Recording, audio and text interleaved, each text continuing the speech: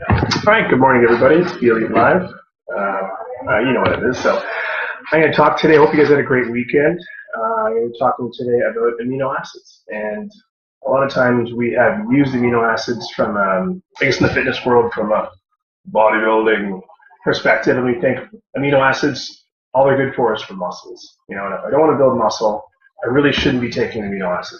And we've found out over the years that amino acids do a lot more than just work on your muscles. A lot of doctors are actually using amino acid therapy right now to actually help with a lot of the issues that people have in regular day life. So we're finding that amino acids do a lot. They communicate, help organs communicate with each other. They're neurotransmitters as well, which help with our mood. And they're also formed of anti-fungal, anti-bacterial, so it actually forms a probiotic as well. So we're seeing that amino acids do a lot more than just build our muscles. So let's talk a little bit about, today I'm going to talk just about half of it, and I'll continue to part 2 next day, which I talk more about other amino acids that do that, but I'm going to talk about a couple today. First we're going to look at is L-tryptophan, and obviously most people have heard of L-tryptophan, 5-HTP, and its benefits, and obviously the best benefit of L-tryptophan is dealing with anxiety and sleep, especially when it comes to waking up in the middle of the night, because a lot of people have disturbed sleep, but also with people that have higher anxiety levels. So I find, especially with my mind's racing at night, I can't get to bed. I start worrying when I get to bed. L-tryptophan, is a great amino acid for that. If I take a step back and look at any amino acid therapy, people say, well, how do I take this? Usually what I tell people is 6 to 8 weeks is a good time to kind of, if you're using it for something. If you're using it with a mixture of other amino acids, then you should be fine. But if you're using an isolated amino acid source, 6 to 8 weeks is kind of the max that you want to, hey George, is the max that you want to use this, and then take a break from it just to make sure there's no imbalance. Remember, also amino acids push others around too. They push a lot of things around in your system because remember the neurotransmitters or probiotics, other things as well. So that's one of them. Obviously, L-Glutamine is an important one. It helps with the intestinal support. It helps with intestinal repair as well as its immunity system. So it helps your immune system as well, boosting that, training it, getting it to work better, helping epithelial cells in your intestines kind of keep together, keep that integrity, which obviously can help with not only just being leaner, but things like, indirectly with things like hay fever symptoms, indirectly with things like, oh, I need my puffer, indirectly with congestion, snoring, indirectly with your eczemas, all your other things that we find are symptoms that we get, as well as indirectly possibly with asthma. Because then it seals the gut, it's going to stop reactions as well. L-Lysine is another one that we've heard of. I'm going to talk about the ones we've heard of most, obviously, first.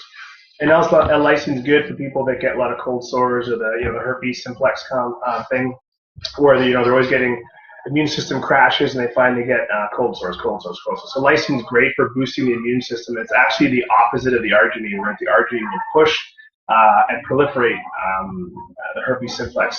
The lysine will do the opposite. So it's a great immune, booster, and a lot of stores will have it. You can get it in the creams, you can get it in pill form as well, and it works quite quickly actually for people that have a lot of weakened immunity and have that virus kicking around with them. So that's another one you can look at.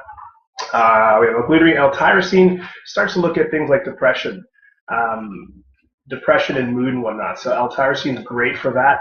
It also boosts your GH, and it's fine. Its antioxidant capabilities are probably why it's helping a lot of people who have depression and whatnot. So L-Tyrosine has been researched a lot, and they use that quite a bit clinically, actually, with people that have depressive forms and states. So that helps with that. A great product there as well, L-Tyrosine. But you don't hear about it too much. We'll talk about too much. Everyone's heard about L-tryptophan and glutamine and lysine, all those, but you haven't heard too much about that. So last one we're going to talk about is L-Carnitine, and that's more for cardiovascular health.